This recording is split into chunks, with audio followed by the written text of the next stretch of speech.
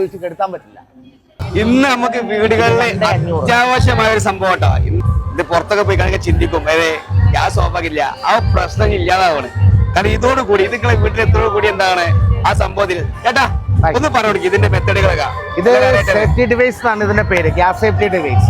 നമ്മൾ വീട്ടിൽ normally use ചെയ്യുന്നത് ഈ സാധാ റെഗുലേറ്റർ ആണ്. ഈ റെഗുലേറ്ററിനില്ല ഉള്ള കുറെ പരിമിതികളുണ്ട്. പരിമിതികൾ എന്ന് വെച്ചാൽ നമ്മുടെ സിലിണ്ടറിനകത്ത് ഉപയോഗിക്കുന്ന വാഷർ ഡാമേജ് ആയാൽ, ഏതെങ്കിലും കാരണവശാൽ വാഷർ ഡാമേജ് ആയാൽ സാധാ റെഗുലേറ്റർ യൂസ് ചെയ്യുമ്പോൾ ഗ്യാസ് ലീക്ക് ആവും.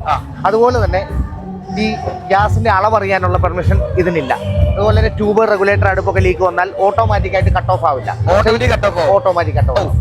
ഇത് നമ്മുടെ സിലിണ്ടറിന്റെ മുകളിൽ സാധാ റെഗുലേറ്റർ വെക്കുന്ന പോലെ ജസ്റ്റ് സാധാ റെഗുലേറ്റർ ഇനി ഇതിന്റെ മുകളിൽ നമ്മൾ റെഗുലേറ്റർ വെക്കുക. ഇത് രണ്ടും ഓണാക്കുക. ഇനി ഗ്യാസ് ഓൺ ആവാനായിട്ട് ഈ മീറ്ററിൽ നമ്മളൊന്ന് പ്രസ് ചെയ്താൽ ഗ്യാസിന്റെ അളവ് ഇതിനകത്ത് കാണാൻ വേണ്ടിയിട്ട് ഇത് പ്രസ് ചെയ്യുമ്പോൾ പ്രത്യേകം ശ്രദ്ധിക്കണം, അടുപ്പ് ഓഫ് ആയിരിക്കണം. അടുപ്പ് ഓൺ ആണെങ്കിൽ ഒരു കാരണവശാലും ഇത് ഓൺ ആവില്ല. ഇനി നമ്മൾ അടുപ്പ് ഓഫ് ചെയ്തിട്ട് ഒരു തവണ പ്രസ് ചെയ്യുമ്പോൾ ഗ്യാസിന്റെ അളവ് അറിയാൻ പറ്റും. 2 തവണ പ്രസ് ചെയ്താലേ ഗ്യാസ് കത്തിക്കാൻ പറ്റുള്ളൂ. കാരണം ചൈൽഡ് സേഫ്റ്റിക്ക് വേണ്ടിയാണ് നമ്മൾ ഇത് അടുപ്പ് ഓൺ ആക്കുന്നു. ഓൺ ആക്കിയിട്ട് നമ്മൾ കത്തിക്കും. അടുപ്പിന്റെ മുകളിൽ ചോറോ കറിയോ പാലോ തിളയ്ക്കാൻ പറ്റില്ല. നമ്മൾ അങ്ങോട്ടും ഇങ്ങോട്ടും മാറും. ഇതുപോലെ വെള്ളം തിളച്ച് വന്നിട്ട് കെട്ടുപോയി കഴിഞ്ഞാൽ ഏതെങ്കിലും കാരണവശാൽ നമ്മൾ രണ്ടാമത് കത്തിക്കുമ്പോൾ സാധാരണ റെഗുലേറ്റർ ആണെങ്കിൽ ഇത് ആളിക്കത്തും. ഇതൊരു കാരണവശാലും ആളിക്കത്തില്ല.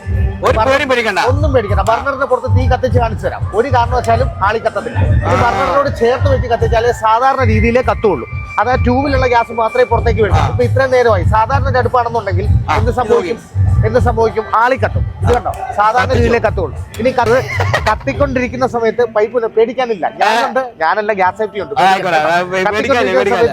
ഈ ട്യൂബ് അടുപ്പ് ഓഫ് ചെയ്യുന്നില്ല. നമ്മൾ ഈ ട്യൂബ് ഡിസ്കണക്ട് ഇവിടെ ഓഫായി. യാതൊരു കാരണവശാലും ഇപ്പൊ വീട്ടിൽ നമ്മൾ ഉപയോഗിക്കുന്ന സിലിണ്ടറിന്റെ ഗ്യാസിന്റെ പവർ അറിയണമെന്നുണ്ടെങ്കിൽ നമ്മൾ രാവിലെ എണീറ്റ് വന്ന് സിലിണ്ടർ ഓൺ ആക്കുന്ന സമയത്ത് ട്യൂബോ റെഗുലേറ്റർ ലീക്ക് ഉണ്ടോ നമ്മൾ നോക്കൂല. രാവിലെ എണീറ്റ് കത്തിക്കുമ്പോൾ ഇതുപോലെയൊക്കെ കത്തി കഴിഞ്ഞാൽ വെള്ളം കോരി ഒഴിച്ച് കെടുത്താൻ പറ്റില്ല. ഇതാണ് ഗ്യാസിന്റെ പവർ. അപ്പൊ മക്കളെ ഇന്ന് വീട്ടില് നമുക്ക് നിർബന്ധമായ സംഭവം അല്ലെ? നിർബന്ധമായി വീട്ടിൽ എല്ലാവർക്കും, കാരണം കുഞ്ഞു കുട്ടികൾ മുതൽ പ്രായമായവരൊക്കെ, കിടപ്പ് രോഗികൾ മുതൽ അവശരായവർ വരെ ഒരു വീട്ടിൽ എല്ലാവരും ഉണ്ട്. അപ്പോ ഒരു സിലിണ്ടർ ലീക്ക് ആയി കഴിഞ്ഞാൽ ആരോഗ്യ ദൃഢഗാത്രനായിട്ടുള്ള ഒരു വ്യക്തിക്ക് ഇറങ്ങി ഓടാൻ പറ്റില്ല. നമുക്ക് മറവി എന്ന സംഭവം എല്ലാവർക്കും ഉള്ളതാണ്. നമ്മള് ഗ്യാസ് ഓഫാക്കാൻ മറക്കും, ചിലപ്പോ എന്തെങ്കിലും സാധനം വെച്ച് പോവും, തിളച്ച് മറിയും, അപ്പോഴൊക്കെ ഓഫാവൂലേ? തിളച്ച് മറി പോണി ഓട്ടോമാറ്റിക് ഓഫ് ആയിക്കോളും. എന്ത് ടെൻഷൻ? 4000 ചെലവായാലും തല്ലി രണ്ടത്രതിന്.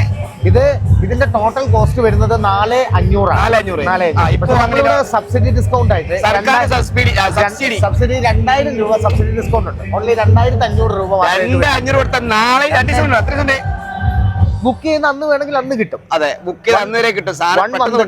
സാധനം കുന്ത്രണം. ഇന്ന് കാലത്ത് ഏറ്റവും നമുക്ക് അപകടമായ സംഭവമാണ് ഗ്യാസ്. അപ്പൊ ഇതൊക്കെ നമുക്ക് സഫലമാകാനും കഴിച്ചിടാനൊക്കെ പറ്റിയ ഒരു യന്ത്രമാണ് ഇപ്പൊ ഇറങ്ങിയുള്ളത്. അപ്പൊ വീണ്ടും കാണാം.